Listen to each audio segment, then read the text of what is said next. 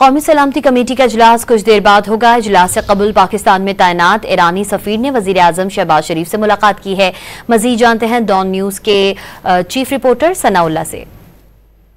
सनाउल्लाह से भी राबता करने की कोशिश करेंगे, आपको अपडेट कर रहे हैं। कौमी सलामती कमेटी का इजलास कुछ देर बाद होगा। इजलास से कबल पाकिस्तान में तैनात ईरानी सफीर ने वजीर आजम शहबाज शरीफ से मुलाकात की है। इजलास से कबल वजीर आजम से ईरानी सफीर की अहम मुलाकात हुई है। ईरानी सफीर के ईरान, इजराइल, अमरीका तनाज़े पर वजीर आजम को ब्रीफिंग भी दी गई। कौमी सलामती कमेटी का इजलास कुछ देर बाद होगा। इजलास से कबल पाकिस्तान में तैनात ईरानी सफीर ने वजीर आजम शहबाज शरीफ से मुलाकात की है। अब से कुछ देर बाद कौमी सलामती कमेटी का इजलास होगा।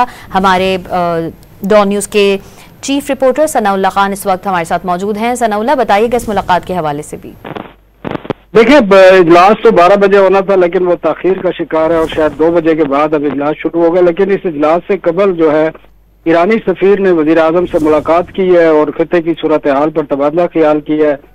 वजीर आजम ने अपनी हुकूमत की तरफ से और पाकिस्तानी अवाम की तरफ से ईरान के साथ मुकम्मल यकजहती का इजहार किया है और उन्होंने इसराइली और अमरीकी हमलों की शदीद अल्फाज में मजम्मत की है जो उनका मौक़िफ़ है। ईरानी सफीर ने पाकिस्तान की अवाम और हुकूमत का शुक्रिया अदा किया है कि इस मुश्किल वक्त में वो ईरान के साथ खड़े हैं, ईरान की अवाम के साथ खड़े हैं। इस मीटिंग के बाद क्योंकि इजलास होना है कौमी सलामती कमेटी का और उसका एजेंडा भी, जिसमें सियासी और अस्करी क़यादत ने शिरकत करनी है, उसका एजेंडा भी खिते की सूरत हाल है और इसराइल की और अमेरिका के जो अटैक्स हैं ईरान पर, उससे पैदा होने वाली सूरत हाल पर गौर किया जाएगा। पाकिस्तान की जो खुद मुख्तियारी और सिक्योरिटी है उसके हवाले से अहम फैसले भी किए जाएंगे। जी, सनाउल्लाह खान हमारे साथ मौजूद है, आपका शुक्रिया।